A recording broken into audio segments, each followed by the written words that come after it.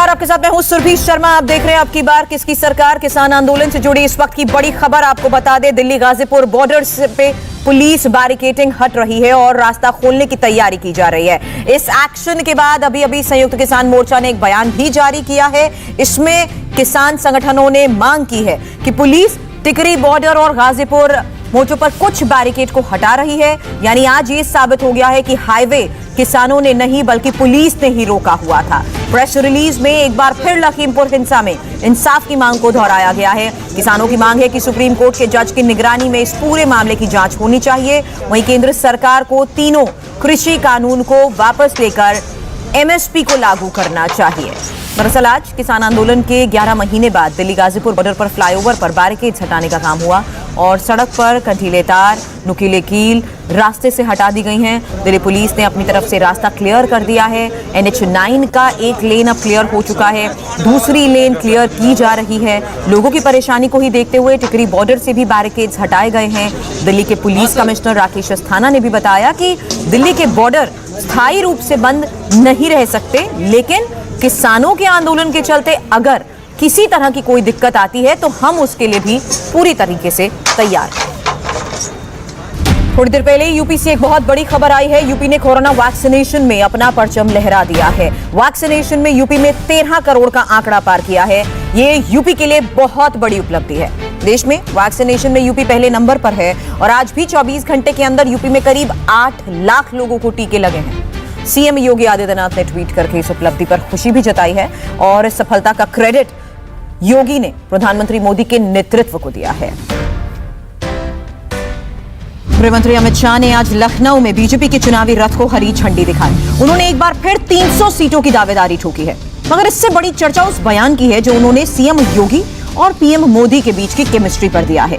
शाह ने यह बात एक बार नहीं बार बार कही, 24 में मोदी चाहिए तो 22 में योगी को फिर लाइए।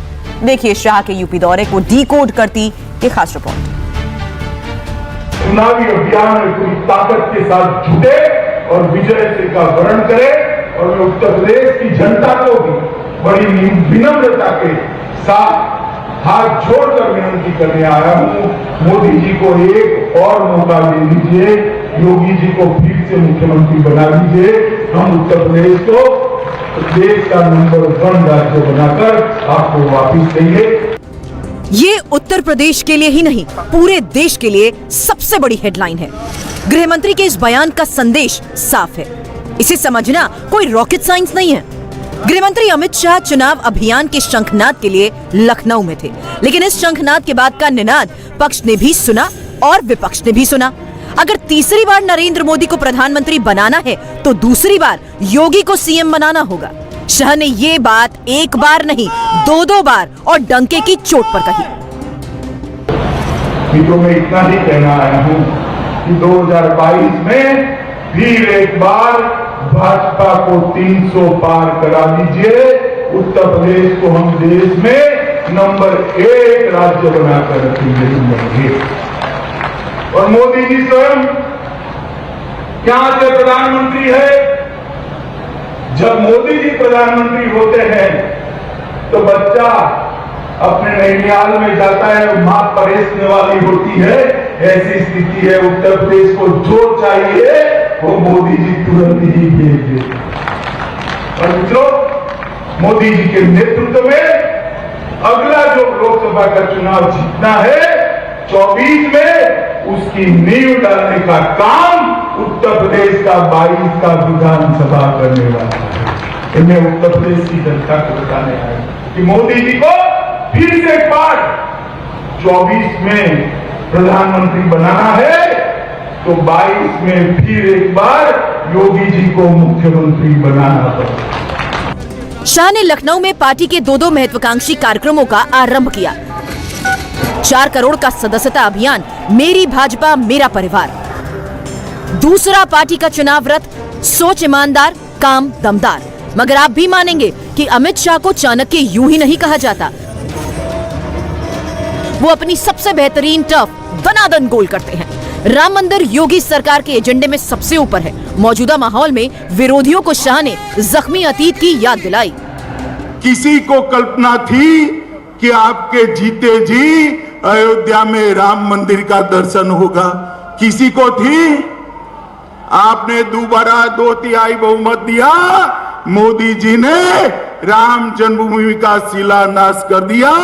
देखते देखते आसमान को छूने वाला रामलला का मंदिर हम वहीं बनाएंगे। ये अखिलेश एंड कंपनी, ये अखिलेश एंड कंपनी, ये अखिलेश एंड कंपनी, ये अखिलेश एंड कंपनी 2014, 17 और 19 में हमें ताने लगाती थी, मंदिर वही बनाएंगे, तिथि कभी नहीं बताएंगे। अखिलेश बाबू, तिथि बताना नहीं, मंदिर की नींव भी डाल दी है। आप तो 5,000 रुपया देने से भी चूक गए। और मैं आपको याद कराने आया हूं, एक जमाना था, आपके पार्टी की सरकार थी, निर्दोष राम भक्तों को गोलियों से भूनने का काम किया था। आज वही यह सरकार, वही राज्य है, और रामलला शान के साथ एक गगनचुंबी मंदिर के अंदर विराजमान होने वाले हैं। कोई नहीं रोक सकता। ये फर्क है परिवारवादी पार्टियां और भारतीय जनता पार्टी के बीच में। शाह ने मुस्लिम तुष्टीकरण से लेकर पश्चिमी यूपी के कैराना तक माफियाओं के खिलाफ योगी सरकार के सख्त एक्शन से लेकर महिलाओं में बड़ी सुरक्षा भावना तक की याद दिलाई।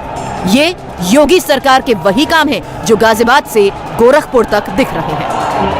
उत्तर प्रदेश के अंदर कई साल तक ये सपा बसपा बसपा सपा का खेल चलता रहा और उसने उत्तर प्रदेश को बर्बाद करके रखा। उत्तर प्रदेश और की कानून और व्यवस्था की स्थिति कैसी थी, मेरा तो खून खौल जाता था। पश्चिमी उत्तर प्रदेश से कैराना से पलायन शुरू हुआ था। यहां लखनऊ के हुक्मरानों का नींद नहीं उड़ता था। आज मैं कहने आया हूं, उत्तर प्रदेश के अंदर किसी की हिम्मत नहीं है पलायन करने की। पलायन कराने वालों का पलायन हो चुका है। हर जिले में 2-3 बाहुबली थे। दूरबीन लेकर मैं ढूंढता हूं, कहीं पर बाहुबली दिखाई नहीं पड़ता है। भाई कहे पर बच्चियां घर से बाहर नहीं निकलती थी। मेरठ में यूनिवर्सिटी होने के बावजूद किराए के घर में रहकर दिल्ली में अपनी पढ़ाई करनी पड़ती थी। सलामती नहीं थी। आज कोई भी त्योहार हो, छठ का हो, दीपावली का हो, 16 साल की बच्ची गहने लादकर स्कूटी पर रात को 12 बजे भी यूपी की सड़कों पर निकल सकती है, कोई डर का। मगर अकेले अमित शाह ही यूपी के मैदान जंग में नहीं थे। कांग्रेस महासचिव प्रियंका वाड्रा अपनी झोली में बुंदेलखंड बटोरने की नीयत से निकली तो लखनऊ से ललितपुर ट्रेन से गई। ललितपुर में प्रियंका गांधी ने खुदकुशी करने वाले किसान बल्लू पाल के परिवार से मुलाकात की, परिवार की महिलाओं से बात की, उन्हें ढांढस बंधाया।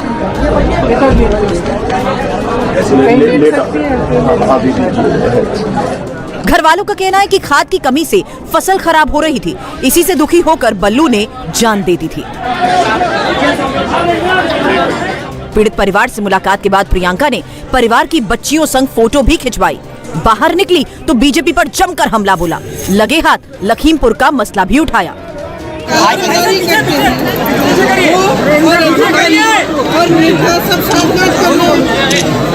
और जब आपकी बता रही थी मुझे कि एक बोरा मिल रहा है 2000 के लिए एक बोरा खरीदने की कोशिश की। अरे मोबाइल नीचे करो यार, साफ साफ।